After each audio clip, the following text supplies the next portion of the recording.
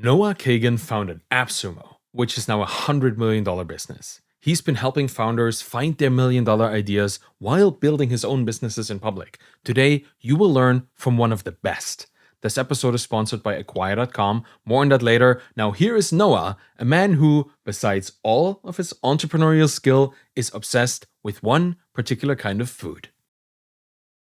Noah, you wrote an amazing and very insightful book in the $1 Million Weekend. I've read it. It's spectacular. It's super instructive too for people at early stages, later stages, for everybody who wants something out of, their entrepreneurial journey. I love it. And you mentioned in the book that you're really good at getting started without overthinking stuff. And more importantly, that you can eat a crazy number of tacos. And then you talk about your business idea selling limited edition poster of local tacos. And then you write about your taco shirt. Let me know, how many of your business ideas are ultimately taco related? There's a lot. I literally just landed. I got back from Mexico. I was on a taco tour. Of course. It's not like a marketing thing. I don't know. They're really good. But yeah, we have a site we just launched called 5taco.com, which is like a directory for software tools like Podscan. Yeah. On AppSumo, our rating system is tacos, not stars. That's how it's been for a decade. I don't know. It's been a fun thing. I like the taco. I love that you just lean into something you like. That to me is like one core tenet of successful entrepreneurship. It's like going to do things that you like, that you care about, that you need, and then expanding this into your world. And I love this about AppSumo too. I think you mentioned this in the book somewhere, that somebody told you at some point, it needs to be more corporate, it needs to be less quirky. And then you reflected on that and was like, does it really? Can we just do the thing we want to do? Aren't we the arbiters of our own choices? How do you deal with this kind of stuff, this kind of external pressure to make things more streamlined that other people think you should be doing? Yeah, I think the big takeaway for a lot of the people is it's supposed to be fun, actually. I think we create this big, scary entrepreneurship monster. I've got to build it in public and I've got to launch on Indie Hackers. If I don't make it on AppSumo or if I don't make it on Product Hunt. And really, it's like, okay, what's the fun problem I'm excited to work on? And hopefully other people are excited to give me money to work on this problem. How amazing is that? And I think over time, though, we either have created such a big, scary experience about that, or as we've gotten business going, we kind of forget the fun. And the greatest part about life is that you're in control. So you can start making these changes to say hey, I don't like my podcast. Great, change it. Hey, I didn't like these, like Podscan. Hey, I really wanted this thing. Great, make it. And I think more people should be enjoying, the up and down of this entrepreneurship experience. Yeah, that realizing that ups and downs are both kind of moves forward, that it's actually a progressive move, not either if it's good or bad, in the traditional sense. I think that's hard because most of us come from an employment situation. Most of us are engineers or designers, or they work in marketing.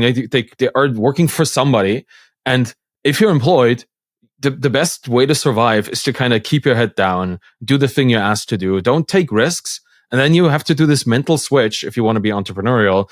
And then you say this so much, every single chapter in the book is really about you telling people to lean into discomfort. Every single time, enjoy asking, enjoy rejection, make these rejection goals, get as many rejections as you can. All of this stuff is leaning into discomfort, which for an employee, that's not what you want. You want success at every single point. So how do we reframe ourselves or our perception of stuff? Because a lot of people listening to this are just on the verge, right? Just on the verge of quitting their job, but they still are afraid to fail in public, in front of others. How can we convince ourselves that that's a good idea? Yeah, I like the idea that confidence is built through evidence.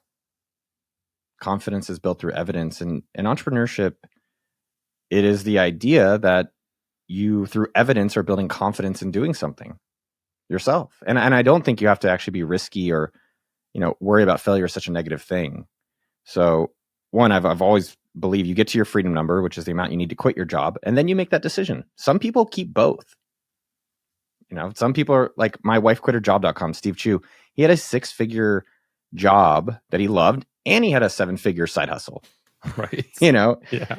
And when you think about rejection and failure, that's why in the book we talk about rejection goals and reframing it maybe as a positive thing.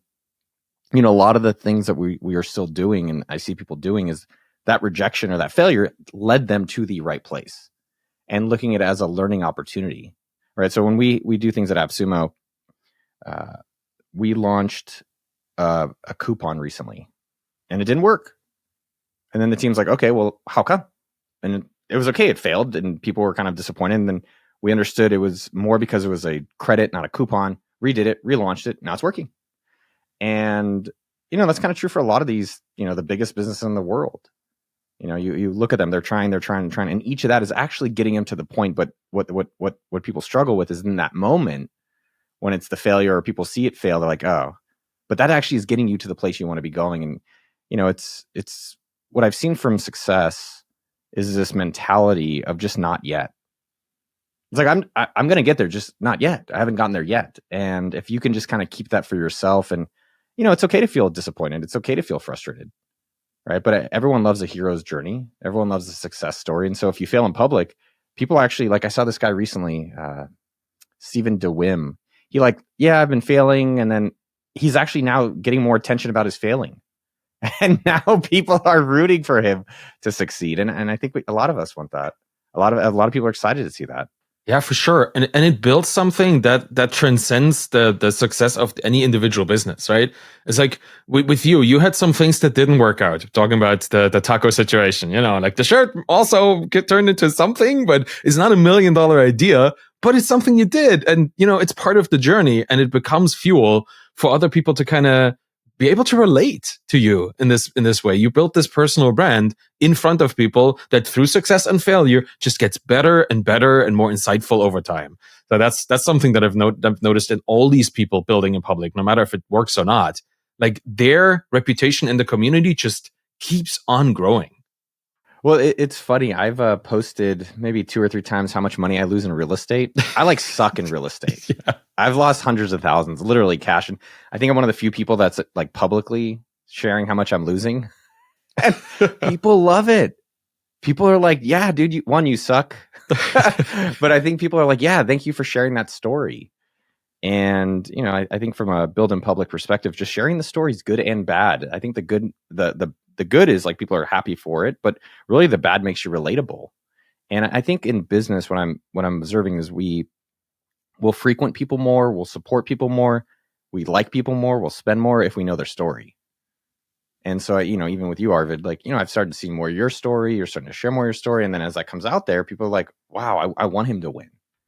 And I would encourage people to think about, it's okay if you share positives and, and some of these negatives. I actually shared my Facebook firing story, maybe 15 years ago, mostly as just therapy. Actually, I was really embarrassed and ashamed, and I felt really disappointed in myself.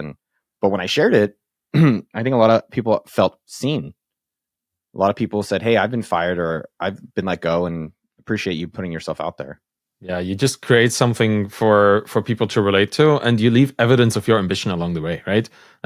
Getting fired from Facebook must have sucked, but you can now use it to show, well, and then I did something really awesome, right? In spite of it, or maybe because of it, or whatever, you can craft something that other people can latch onto. I think that's the magic. That's the magic of your journey, I feel. You are just so honest, so brutally honest with yourself that it just spills into being honest with others and doing this in public. I think that's so attractive of that whole journey.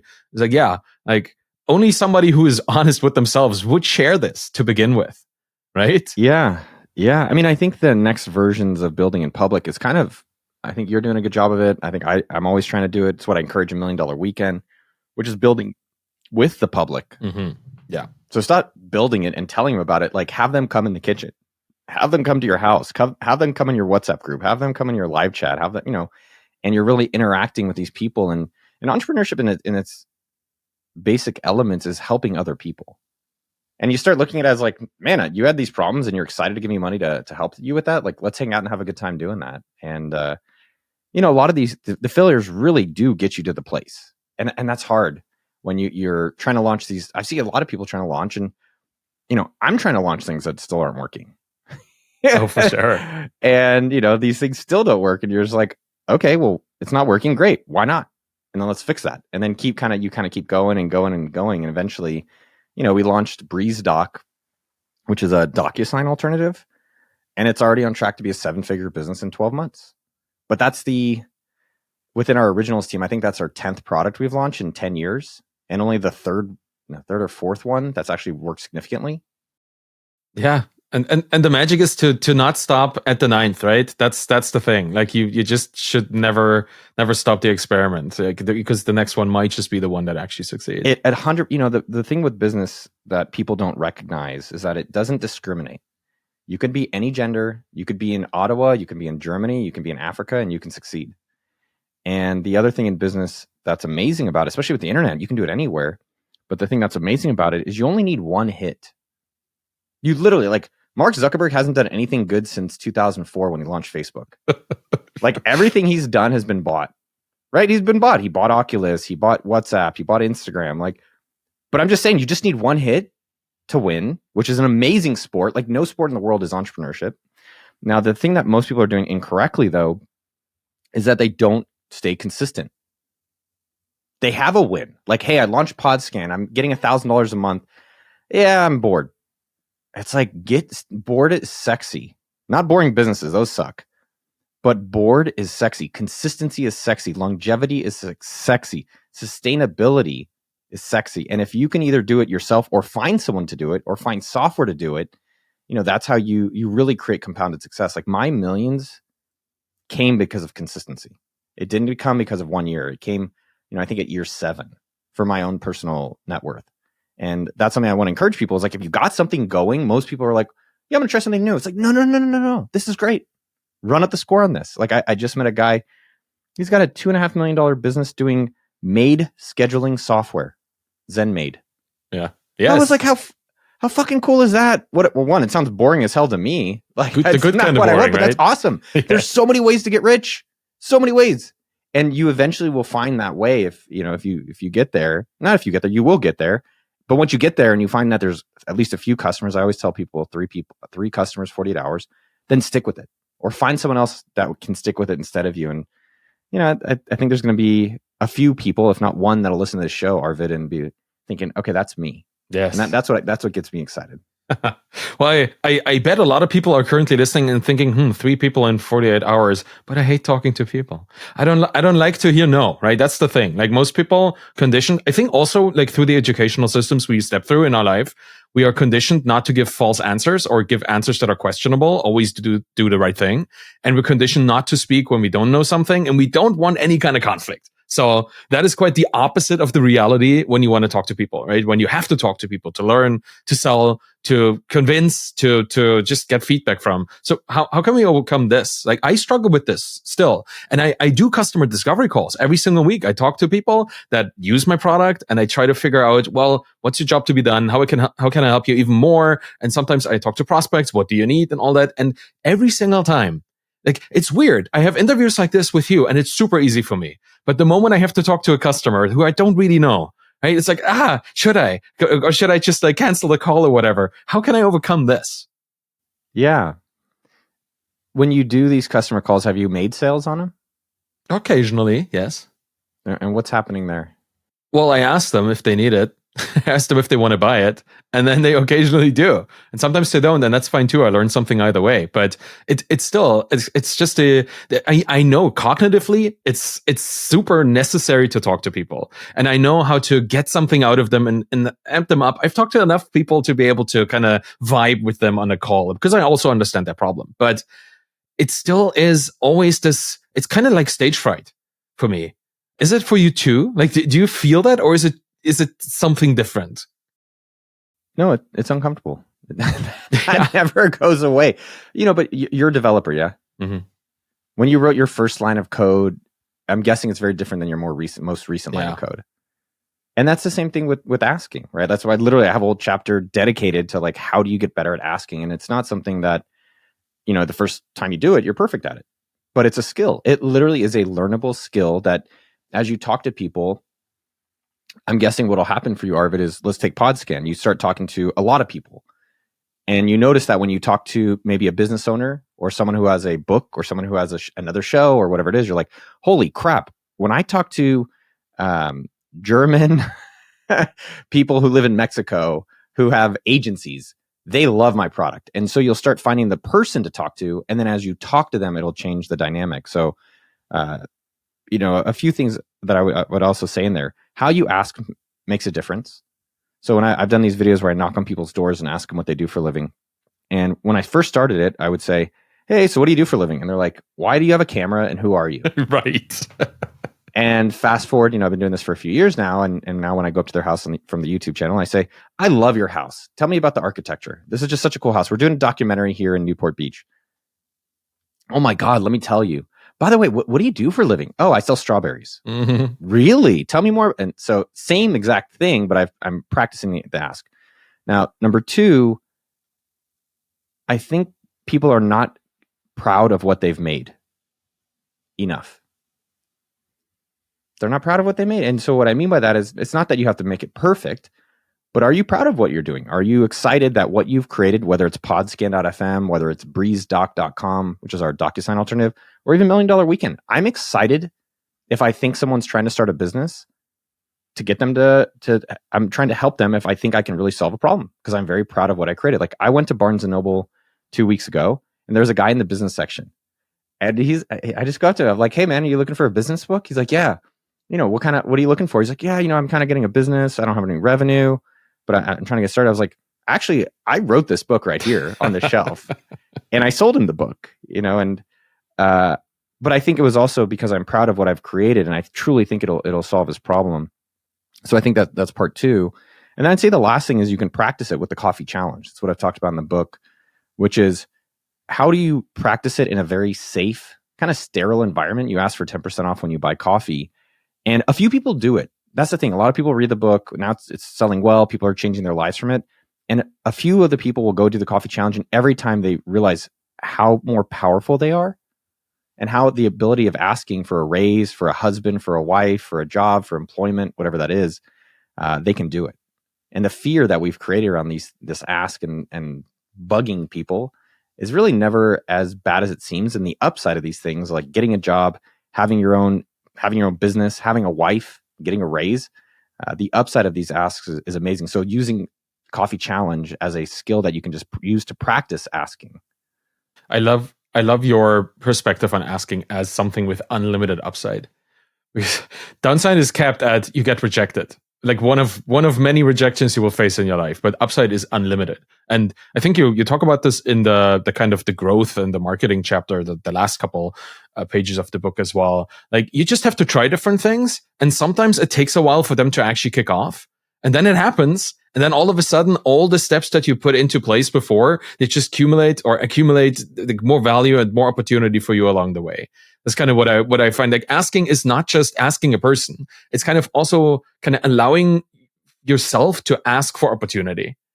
That's kind of what I hear underneath all of this. It's just kind of enabling yourself to feel like you deserve it. And then you can actually go out and ask it. Because asking for it requires permission sometimes from yourself. Yeah. And you have to give yourself that, right? Like it is that is, I like thinking about it as, can I help this person with their problem? Like all business, whether you're creating software, whether you're a service business, whether you're real estate, all these things are, what's a problem that this person has? And can I actually help them or not? And some of the best asks or sales is when you say, I can't actually help you. And people are like, really? I'm like, yeah, that's not something I can really do for you. I think you should use this other product. And that is something that everyone can do. And, if you're an indie hacker launching on Indie Hackers or you're starting to build in public, I do think what's highly missed out, probably one of the biggest misses, is really messaging and connecting with people one-on-one. And so again, if you hate people and you're trying to get rich behind your keyboard, it's possible, but just do it in the DMs. Yes. That's right. Don't do this video chat shit, or do video chat without the faces. Just do it on audio. Or have your AI bot talk to their AI bot. Yeah. I will, I will tell you, I've seen, there's a guy, Pat, he's featured on the back of $1 Million Weekend. He literally just I don't recommend this because I think there's easier ways, but he cold DM'd people. It was like, hey, I've done a lot of YouTube video editing and consulting. Like, your videos kind of suck. Can I help you with them? Just in Instagram DMs. And now last I talked to him, this is a month ago, it's probably bigger now, but he was at $25,000 a month YouTube consulting business. He's not doing a lot of calls. He's not doing a lot of I've got to go out and do crazy. No, he just kind of messaged people one by one. And I think people are looking to make it too hard on themselves. Like if you have 100 followers on Twitter, you have enough to build a business. Yeah, for sure. Yeah, because you have access to everybody on Twitter. You're just one conversation away from it, right? Like with these DMs in particular. Yes. Yeah. Yeah. I think a lot of you people can look. Go ahead. I would just highlight one of the things that you said, Arvin. I think is a good point. Is you're looking for people to raise their hand that you can potentially help them. So, hey, y'all, I'm working on this idea. Has anyone ever had this problem? Or here's an image screenshot. You can use Canva. You can use Google Slides. You can use all the different AI tools from AppSumo, whatever. Hey, here's something I'm working on. Does anyone have this problem? And then look for people raising their hand. Yeah. And from there, you can actually then just directly follow up individually with those people and say, hey, it sounded like you had this problem. Do you want to pre-order it? Like I did that for our BreezeDoc product. I'm in a WhatsApp group in Austin. Everyone's in a WhatsApp group. Me too. Or Discord, and I posted like, hey, y'all, I'm working on a DocuSign alternative. I hate DocuSign. Does anyone here else hate DocuSign? And a few people raised their hand. They're like, they just did the emoji hand raise. And I just DM'd them. I said, hey, working on this product, like, here's what it's going to be doing. Do you want to pre-order it? And it was interesting because people were like, yeah, I'm hella excited. I'm very excited. And then they didn't actually want to pre-order. I was like, okay, great. How come? Well, I don't like being a beta user. Okay. Hey, I want to see it out there. Okay. But the reality was that I also asked other people in other groups who did pre-order. Yeah. And that led us to then eventually launch it with a lot of confidence that now it's on track to be a 7-figure business after we had significant pre-orders. That's so cool. Also, what I just really want to point out here, you're asking why not? I think a lot of people stop at the no, and then they start to like justify internally, I was a bad customer and I shouldn't talk to them. Nothing to gain from this guy, not going to pay me money, but they're going to pay you something way more valuable than that whatever amount of money a sale could have done at this point, right? They give you reasons, they give you insights, they give you feedback. Yeah, I mean, I'll tell you the phrase I use that crushes. It's you say this like, hey, I just want to learn ... And most people are happy to reply to you about what they want to explain, how come they're not making that decision for you. And either A, you can solve that problem, or B, you now have some better understanding of the right customer, the right problems that you can use. The other thing that's kind of crazy about business, Arvid, so I launched this book and I had a exclusive webinar for my email list. I said, hey, free, just come hang out. I'll hang out with you guys for an hour. And on this webinar, I'm like, hey, who here has bought the book? And it was about 80% of the people. And so I was like, what's wrong with the 20% of you? But here, for people out there, you have to keep repeating your messaging. You have to keep positioning and showing your product multiple times, so many times. And this is my own, audience I've built up over decades. And it's always a nice reminder that whether you're doing PodScan or AppSumo or whatever, you're building out there, you have to say, hey, here's something I worked on today. Here's something I worked on today. Like one of the things we're doing every week now is on Wednesdays, we're saying, hey, here's a crazy thing that's coming out in our newsletter tomorrow. This is what you can see it on our Twitter, how we're doing this. And it's really good. This is now like, I think it's 2 or 3xing our daily email signups on Noah Kagan. And it's like, oh, I thought everyone's already on the list. No, you have to keep asking your customers. And if they say no, hey, I just want to learn. Or if you send an email for people to buy things and they don't buy it, great. Ask the opens or the clicks who didn't purchase, like, hey, you seem like you're interested. What happened here? And they'll tell you. Then you can fix it, or you learn and improve for the future. Yeah, that is a really, really important point. Like everybody's on their own journey, right? Their own temporal journey. People are wherever, they may have started last year. Other people have started 10 years ago. Some people are going to start next month, right? Whatever you want them to do, or whatever your audience wants to do. And you will always be exposing whatever you do to this massive group of wildly differently timed people. And I'm doing this every year or so. I ask people, hey, do you know I have a newsletter on Twitter? And I do a poll. And every year it's the same result. Like 30% say, yeah, I know. 20% say, no, I never heard of that before. 50% say, oh, I've been subscribed for years. Like it's always the same amount of numbers. Like it's the same distribution. Never changes. There's always new people coming in and old people graduating away to somebody else that they follow. Like you have to constantly just expose what you do to people. You're the only person that cares as much about your stuff as you do, right? Everybody else cares about their stuff. Well, you and your mom, I would say. My mom cares a lot about it. I think all of our moms care a lot. Right. And I think there's again, coming back to kind of maybe some themes that we're talking about in this conversation. It's also just swings. Like if you increase your swings, you increase your probability of success. And having an email list does make it easier, right? Like you have your own communication channel with, audience that can be eventually customers.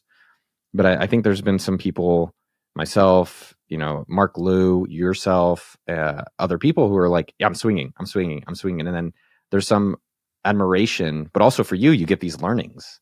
So again, for people out there, one, get your own email list, use, SendFox or Beehive or ConvertKit or whatever, Gmail, it's free. And then be swinging, and eventually you find something like PodScan where, I guess for you, I'm curious with that. Does that feel like product market fit? Like, how does PodScan feel to you? It's almost there. Like I'm currently trying to really get my ICP ducks in a row. I know that you said something earlier. It's funny. It's not Germans living in Mexico being agencies, but it is definitely podcast booking agencies that I found to be like the most resonant in those conversations. It's like VAs or people who help people like yourself be booked on shows, right? Like anybody that has a profile and wants to go on a podcast tour for their book, they get an agency, and that is one of my main customers. The other, people build businesses on top of data. So I have two very distinct customers. I'm trying to figure out which one I really want to dive into right now, because building a data platform is a lot of fun and that makes a lot of money on the enterprise side. But building for all these podcast agencies where people really need it and have an actual job to be done, that's kind of more of a vibe fit for me. So that's where I'm currently at. But I'm almost there. Like, revenue is growing, usage is growing. The product is not exploding, so that's good. Like it's going places compared to the other things I did before, like the 2-3 projects that went nowhere. They're still somewhere and they're running all by themselves, but I don't put much effort into that because obviously I have something here now. So yeah, that's what's the difference? Honestly, now that I read your book, it's the market size as well. Like, you have this little exercise in there where you look, is it $1 million idea? And you look at what is my average sale price for an item and how many people are in the market. And you multiply these two very simple numbers with each other. And if it's bigger than $1 million, then it's $1 million idea. Turns out I should have done this for the things that I did prior because they're probably not there. With PodScan now, easy. It's an easy $40-50 million business if I just look at the agency side, let alone the enterprise side for the potential data platform. So, it's pretty simple math, but I should have done it much earlier. That is awesome. Yeah, no, I'm a happy paying customer. It's, and how long have you been running it? January 2024. So it's almost half a year old, maybe. I just was at a Dynamite Circle conference, and one thing I think people can be patient with is just that, think of your business like your child, right? And if you have a baby, you probably don't expect a baby to walk after a few weeks, you go to puberty at, I don't know, 12, 13, I don't know. I think that's around it. And that really is true for your business, right? Like, okay, how do I fix my pricing? It's like, dude, it's like you're 4 months, not you. I'm just saying that I think if people can look at that same nurturing and time frame, like, okay, I need to get it to 18 years old so it can go be its own adult. Yeah. Right. Yeah. So I'm on year 15 of AppSumo, and I think finally I'm like, oh, my kid's in school all day, and like, I don't have to worry about it. And I can do some other things because there's a team, and then there's structure, and there's KPIs, and there's, organization around it. But that's also, being patient to really develop our businesses over a longer time frame. I love that. I think like just having patience with the business, with the market, with people, the adoption of the business, with understanding even your market, and with yourself as a founder, that you don't have to solve every single problem immediately. Like, you can give yourself time. I think that's important, man. I was looking. I found something very funny earlier today. I was in the book again. I was looking at the numbers, and somewhere you mentioned like $65 million. That's kind of where AppSumo was at that point. And then I looked at the actual, the flap, and it says 70 on here. So between the printing of the book and the printing and like inclusion of the flap, there's a $5 million difference in just revenue of the business. I just love that. That's just such a, I did do this and then I do that and then next steps happen and it's just a progressive move forward. So I found that really funny. Yeah, the publisher wanted me to use lower numbers. That's a whole other thing that I'm super excited about, the launch of the book, man. That was such an amazing job that you did there, and obviously the team around you did. Like I thought I was, first off, I got a box. So I did this book is cool. I got the box. There's $1 in there, which I framed at somewhere in my hallway here. I walk past it every single day because it's such a gesture, right, on so many levels to receive $1 from somebody Right? As an entrepreneur, I felt like 10 times as much excitement, I guess, as a normal person would feel to get $1. But you have it was such a clear message that came in that. And then there was a lot of swag in the box. The book was in there. It's signed and all that. That was such a cool move. You did the launch party where you hung out with all these other really cool authors and entrepreneurs. That was a spectacular event. How do you feel about that? I felt proud. Yeah. I felt proud of myself, and I would, honestly, there's a lot of times where I think a lot of entrepreneurs are very hard on themselves. Like, I'm not a millionaire yet, or I don't have this much users, or my product market fit, or my Twitter's not growing, or my TikTok this. And it's like, I think more of us on a daily basis could benefit from positive self-talk. Myself, probably number one, like, be your best cheerleader as much as your own, positive critic. And a few things that I think the audience can learn in their own product launches is the amount of intentionality and strategy that went into that. And just to give it a context, so I spent, maybe give or take 3 years writing the book. Just to get, and it was validated, right? Kind of exactly what I teach in the book is how I run AppSumo and all these things where it's like, I tested a blog post, and then I tested a course, and then I tested tweets, and then I tested it with beta readers. Then I tested it with someone living at my house. And then I tested it with WhatsApp. So I was like, okay, this product works. It's product market fit. And then I spent, and this is an important part, about a year setting up the launch. And now most people, I think, are doing a launch and they're like, okay, my product finished. And what they're doing is they're running a mile. And on the last lap, which is kind of the most important one, they're like, I'm a little tired. Right. And I would agree. Right. And so there's ways of working on that, but it's like, that's the time to really finish strong. And I like that phrase, like, finish strong. And so I hired a CEO of the book launch. And I think you should find people dedicated to important pieces of your business. So, my YouTube channel has a CEO, and AppSumo has day-to-day operator CEOs, even though I'm the, I guess, technical CEO. And then the book launch had a CEO. And that definitely supported me to be able to be like, okay, I need you to help me execute towards our goal, which was to get 1,000 reviews on the launch. Now, a few things for people doing their own launches, whether it's mostly, a lot of indie hackers out there, work backwards from success. People are trying to be way too creative. Like, you don't even have to be creative to win anymore. You just have to put in a little bit of effort. Like, winning is so easy these days because everyone's so lazy. Everyone just is so uncreatively lazy. And you could be lazy successful. You just have to put a little bit. And so with the launch, work backwards from your goal. And as we were doing things, it was noticing, kind of like Podscan. Okay, hey, I launched it. There's a bunch of people trying it, maybe kind of being curious about it. But holy crap, if they're on a book tour, they're paying. If they have something to go promote, they're paying. If they're looking for, so it's funny you say that. And we'll talk about post-launch launch. But I started thinking, holy crap, I should probably be seeing like where people who are similar to me are going on shows. So maybe that could be my future launches. So I'm starting to add alerts around that. And that's interesting for you to notice who your customers are. So same thing with our launch. As we were getting going, we started sending out some of the books with $1 because I thought it'd be fun. And people started posting it. And so we kind of literally completely focused on that maybe 3 weeks before the book actually launched. Because like, holy shit. People like you and influencers within, we were targeting kind of like 3 categories, like entrepreneurship, real estate, and finance. We're like, and personally, I like people like you who are normal humans. You're not like Joe Rogan. Joe's normal human too. He goes to the bathroom like all of us, but you're just accessible. And I actually enjoy connecting and promoting and like working with people like yourself. I find that more effective, find it more fun, easier. And so we kind of went all in to make these boxes that we looked at other people that have done it, and we looked at other people who launched it, and we're like, okay, well, how does it work for us? And what would be something exciting that if you got it, you're like, holy shit, $1 and a green pen and a handwritten note and a signed book versus, I will say, I get people mailing me their books, and it's like, here's a book and a letter from the publisher about why I should read it. It's like, all right. So I think we admire or we respect when someone's at least putting in the effort. We're like, well, if they put this much effort into sending me a box, maybe they put this much effort into the book too, which we did. Now, and I would, there's a lot more things here, but I'd say the other thing that's just as important, if you find something that works in your business, do more of it. And that's the most annoying advice I'll give people today. But what I mean by that is I did this launch that was like, hey, if we have bundles, We have a webinar we'll do, and it did really well. People enjoyed the launch, so we're doing a second launch.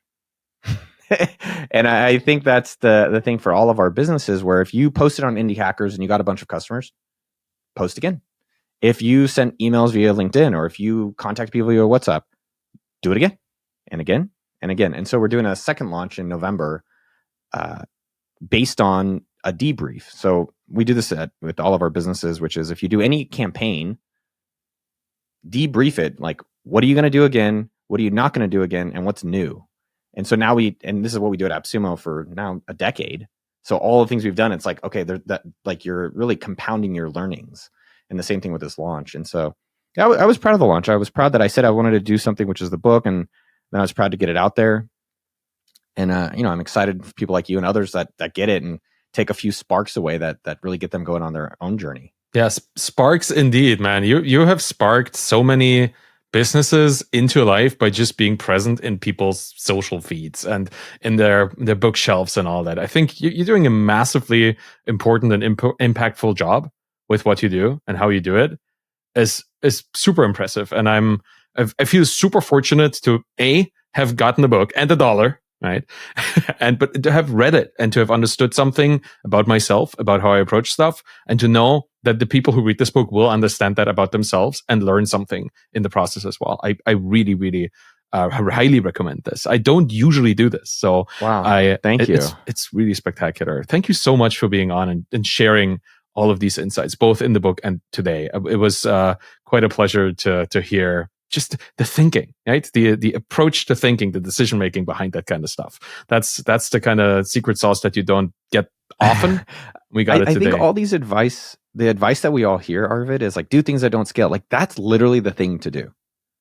That's literally it's the boring stuff, but it works, right? It works. So like, how do you sell PodScan? Like, you reply to my DMs and now I'm a paying customer. Yep. And that's literally the same thing with the book. I posted, hey, I'm working on a book. We kind of want to launch a launch team. I posted on Twitter. People started DMing me, and there was no bot. There's no anything secret. It was literally me saying, hey, I'd love for you to join the launch team. Do you mind pre-ordering my book? And here's some of the other things you're going to get with it. And I literally did that to 1,000 people over months. That was the secret. And then we had this really cool launch team that, was giving feedback on the book, and I was helping them on their businesses and, really connecting with people, whether you want to, be introverted and do it over a DM or via email or via video chat or in person. It's a nice experience to kind of delight people too. It's so easy. The bar is so low to reply to a DM. The bar is so low that you give someone a little discount. The bar is so low that you mail them something to their house. And if you can just do a little bit, like, really, you can have everything you want in life. Yeah, that's my biggest learning from all of this. Like, both my own experience in entrepreneurship and reading your work and following you and being in the newsletter and all that, is that people are at the core of everything, and building relationships with people trumps every other activity over time. Like, you have this kind of delayed effect sometimes. Sometimes it takes them a couple of years to warm up to it. But once that happens, the cumulative outcome of all of these together just trumps every single other thing you could possibly do. I really believe in that too, which is why I'm doing public stuff, and which is why you are so successful being in public in front of people, right? It's relational. We want to build relationships, like, actively. We want that. And you kind of have to want it to build something. You do. Meaningful. I met a guy yesterday. He's got, I don't know, maybe a $10 million business. He's like, I want to have a popular YouTube channel. I was like, why? You're rich and private. I'm like, that's great too. Yeah. And so, I've been doing the public thing since 2000, before you were born, Arvid. And that's not true, but okay. I know. I'm teasing you. I like it, man. I even if it hasn't, like, directly, I'm not selling something on my YouTube channel. It puts me in places where I'm learning how to write. I'm learning how to think. I'm meeting super interesting people. It's becoming a way that you can kind of connect with such cool people. It's like this new business card. They're like, oh yeah, I know you. I've seen your stuff at all different levels, and you can connect with. I think people are not connecting enough. Like, there's so many cool people out there on the internet, especially the ones up and coming, that are exciting to prefluencers, right? With. That's what you call them in the book as well. And I'm still connecting with these people. There's a guy, Joe Gannon, Jay Yang, who actually joined our team. There's people I don't know, just like across. I met this guy, Kyle Got Camera. He's doing health videos on YouTube. He came over to my house. We went in the sauna. I don't know, like Cool. it just like have fun out there. And I would say the public part, it doesn't have to be for everyone. You can get really rich with small audiences or no audience at all. And finding that's the thing that works for you. And I've enjoyed the public part. I'll probably do it forever. Yeah, feel the same way. And you just have to be curious. And you can be curious in public and you can be curious in private. You just have to have curiosity for other human beings, right? That's really what it is. Yeah, I mean, I saw this business that I thought was just so cool. It was like My Dental Alert, something like that. It was a dentist who wanted to expand his revenue outside of just looking inside someone's mouth. And so he created this platform. Let me see if I can find the website.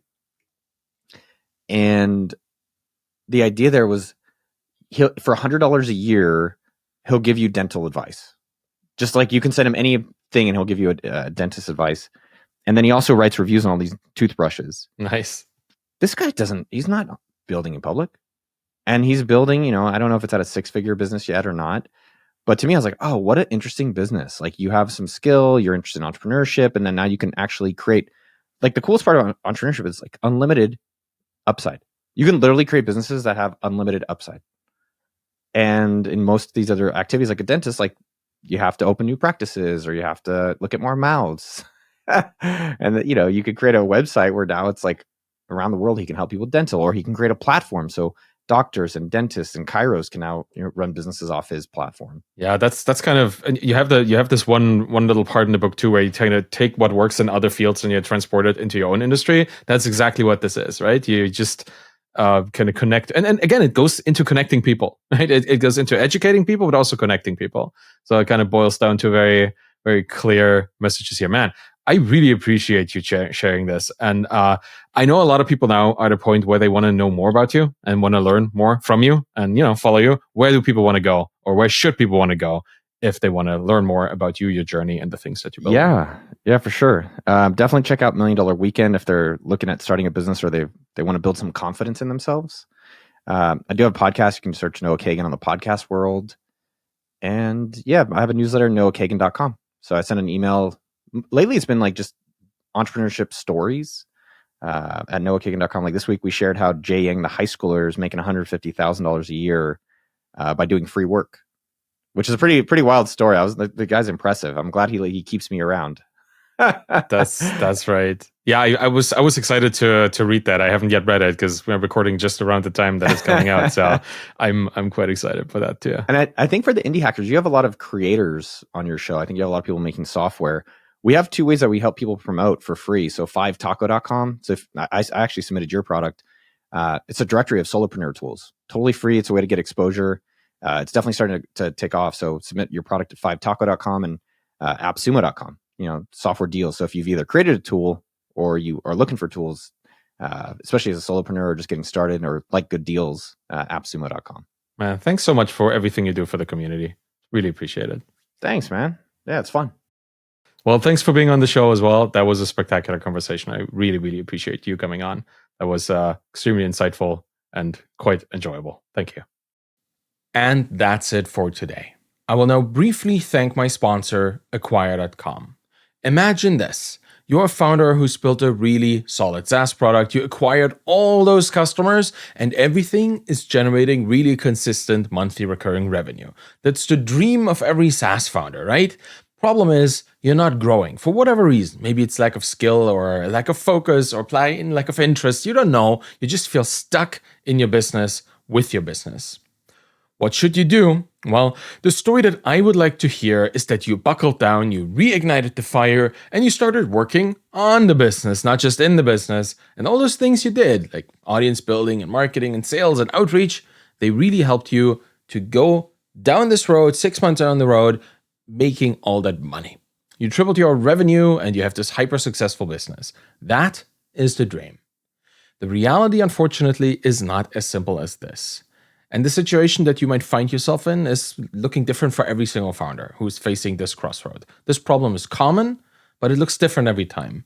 But what doesn't look different every time is the story that here it just ends up being one of inaction and stagnation, because the business becomes less and less valuable over time and then eventually completely worthless if you don't do anything. So if you find yourself here already at this point, or you think your story is likely headed down a similar road, I would consider a third option, and that is selling your business on acquire.com. Because you capitalizing on the value of your time today is a pretty smart move. It's certainly better than not doing anything. And acquire.com is free to list. They've helped hundreds of founders already. Just go check it out at try.acquire.com/Arvid, me, and see for yourself if this is the right option for you, your business at this time. You might just want to wait a bit and see if it works out half a year from now or a year from now. Just check it out. It's always good to be in the know.